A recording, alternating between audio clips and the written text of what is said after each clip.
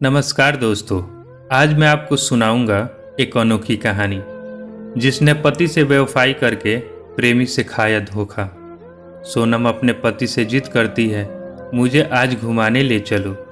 सोनम का पति राहुल कहता है, आज दुकान में बहुत काम है, आज नहीं जा पाएंगे। राहुल की दवा की दुकान है, जिसकी वजह से राहुल अपनी पत्नी के साथ जल्दी बाहर नहीं जा पाता था। राहुल के ऊपर घर की पूरी जिम्मेदारी है। राहुल अपनी माँ को घर का खर्चा देता है, जिससे सोनम को बुरा लगता है। राहुल की पत्नी सोनम लड़ाई करती है, मुझे भी पैसा दो, सिर्फ अपनी माँ को ही देते हैं आप। राहुल ने सोनम को खुश करने के लिए एक आइडिया सोचा। वह खुद न जाकर सिर्फ पैसे देकर सोनम को खुश कर सके। राहुल की दुकान में चंदन नाम का एक लड़का काम करता था। राहुल चंदन को बहुत मानता था, इसलिए उसने अपनी बाइक की चाबी चंदन को दे दी। चंदन से कहा, जाओ, तुम्हारी भाभी का कॉल आया है, उसके साथ थोड़ा काम से चले जाओ। चंदन सोनम के घर जाता है। सोनम चंदन के साथ बाहर काम से जाती है। राहुल जब रात को घर आता है, सोनम से कहता है, अब तो तुम खुश हो ना, मैं बहुत बिजी रहता हूँ बिजनेस में, इसलिए चंदन को तुम्हारे लिए भेज दिया। बाबू, मैं तुमको बहुत चाहता हूँ, बस थोड़ा काम के वजह से तुम्हें बाहर नहीं ले जा पाता। चंदन एक भरोसेमंद इंसान है, इसलिए मैंने चंदन से कह दिया, तुम्हारी भाभी को जब ज़रूरत हो बाइक ले जाया करो। राहुल सोनम को बहुत प्यार करता था, पर सोनम राहुल से बहुत लड़ाई करती थी। राहुल थके हारे अपनी दुकान से आकर आराम करना चाहता था। सोनम राहुल से प्यार से बात नहीं करती थी और बहुत लड़ाई करती थी। राहुल सोनम का बहुत दुलार उठाता है, सोनम उससे लड़ती रहती है। राहुल सोनम को प्यार से गुड़िया ही कहता था। ऐसे ही समय बीतता गया। चंदन और सोनम एक दूसरे के साथ घूमने लगे। सोनम को चंदन के साथ एक अलग ही सुकून मिलता था। राहुल अगर सोनम को कहता, आज मैं तुमको घुमाने ले चलूँगा, सोनम बहाना बना देती, आज मेरा सिर दर्द हो रहा है, फिर कभी चलते हैं। धीरे धीरे सोनम और चंदन का प्रेम परवाना चढ़ने लगा। सोनम और चंदन अब दूर दूर जाते।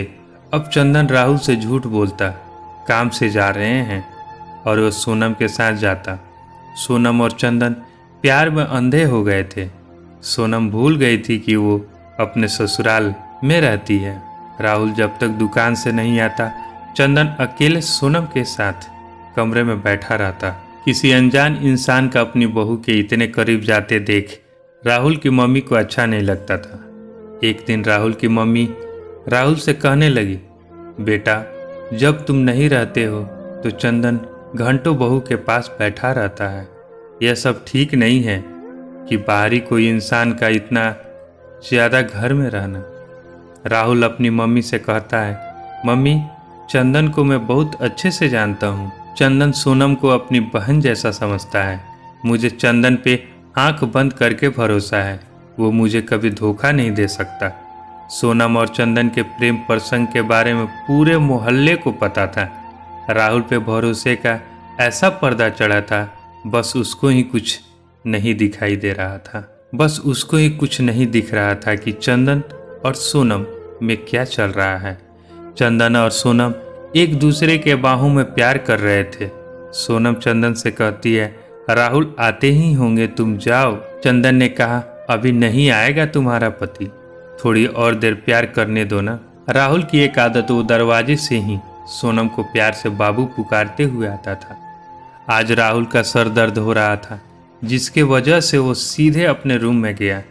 रूम में जाते ही राहुल अपनी पत्नी सोनम को चंदन के बाहों में देखकर राहुल के पैर से जमीन खिसक गई। सोनम सफाई देने लगी, राहुल आप गलत समझ रहे हैं।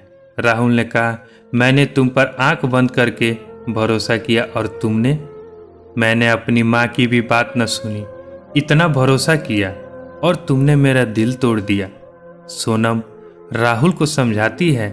तभी राहुल गुस्से में ढेरों नींद की दवा खा लेता है, जिससे राहुल के तुरंत उल्टी आने लगती है। सोनम घबरा जाती है, राहुल को उठाती है। राहुल तब तक दम तोड़ चुका था। सोनम राहुल के खत्म होने के बाद एक्टिंग करने लगती है। अपने सास को बुलाती है, मम्मी यहाँ आइए, देखिए इन्हें क्या हो गया, यह कुछ बोल नहीं रहे हैं। राहुल की मम्मी अपने बहू के कमरे में जाती है और अपने बेटे को मरा देखकर रोने लगती है। राहुल को कई हॉस्पिटल में इलाज के लिए ले जाया जाता है। सभी अस्पताल में राहुल को मृत घोषित कर दिया जाता है। राहुल का मृत शरीर घर लाया जाता है। सभी रो रहे थे, पर सोनम नहीं रो रही थी, बल्कि घबरा रही थी कहीं उसे जेल ना हो जाए। मोहल्ले के सभी लोग राहुल की मिट्टी में बातें कर रहे थे। इनकी औरत का चक्कर किसी दूसरे से था। घर वाले भी जान रहे थे, पर वो सिर्फ इसलिए चुप थे क्योंकि उनका बेटा चला गया है। अगर अब वो थाना में रिपोर्ट लिखवाते हैं तो घर की बदनामी होगी और दुकान भी सील हो जाएगी। सोनम घर वालों के सामने नाटक करती है जैसे राहुल के मरने का दुख हो।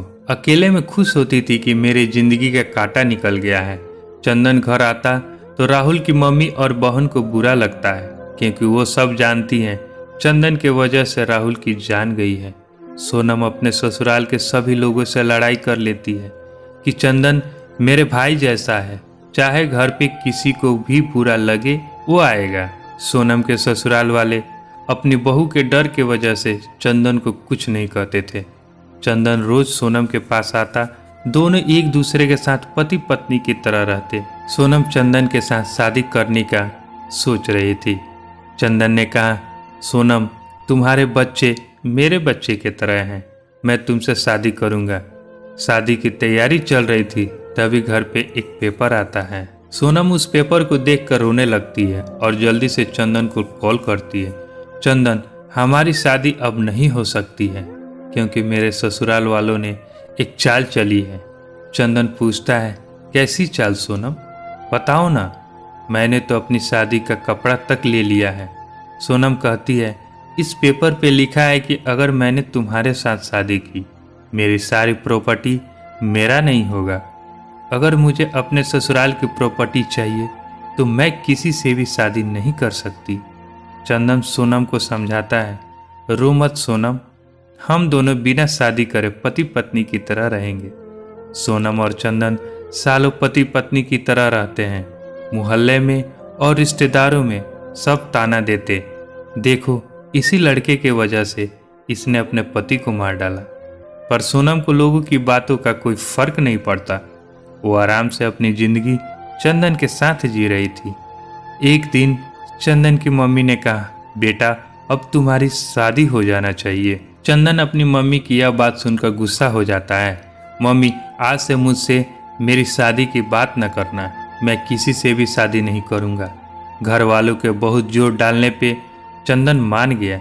चंदन का रिश्ता फिक्स हो गया दूसरे शहर की अनजान लड़की के साथ, जिससे चंदन और सोनम के बारे में लड़की वालों को पता न चले।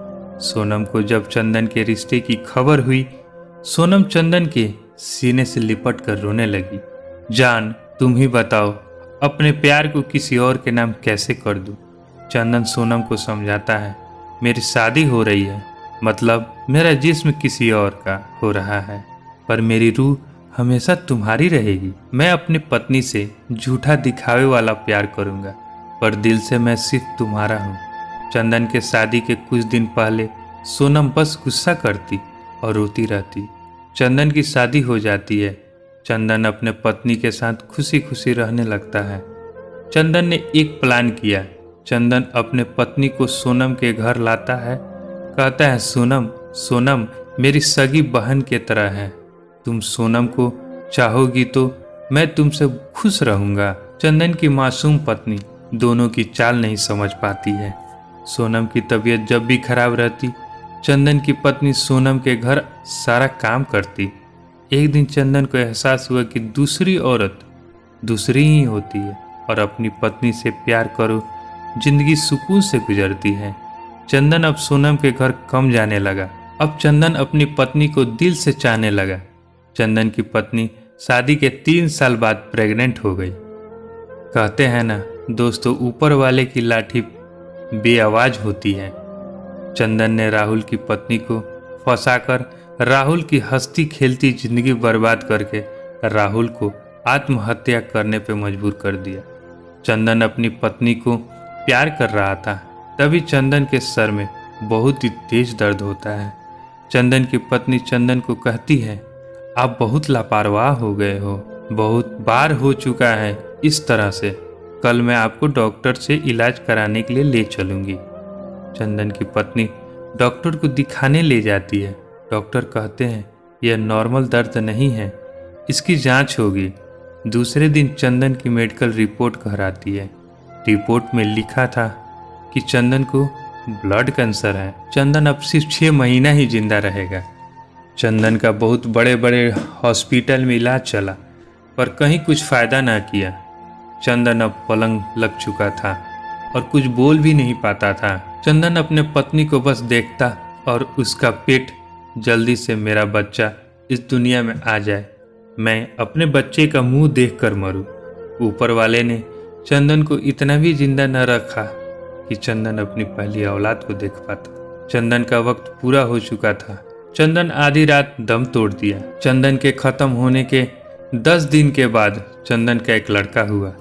चंदन के मृत्यु के कुछ दिन तक सोनम भी बहुत उदास हुई, बहुत रोई, बाद में नॉर्मल हो गई। चंदन के मौत का सबसे ज़्यादा असर चंदन की पत्नी पे था। चंदन की पत्नी के जब बच्चा हुआ था, हॉस्पिटल में चंदन की पत्नी का एक पुराना दोस्त डॉक्टर अविनाश थे, जिनकी शादी के बाद डिलीवरी के टाइम उनकी पत्नी खत्म हो चुकी थी और बच्ची भी। अविनाश ने चंदन की पत्नी को कहा, तुम रो मत, मैं भी तुम्हारी तरह अकेला हूँ, चलो हम दोनों शादी कर लेते हैं। चंदन की पत्नी रिया की शादी डॉक्टर अविनाश के साथ हो गई। दोनों बहुत खुश रहने लगे।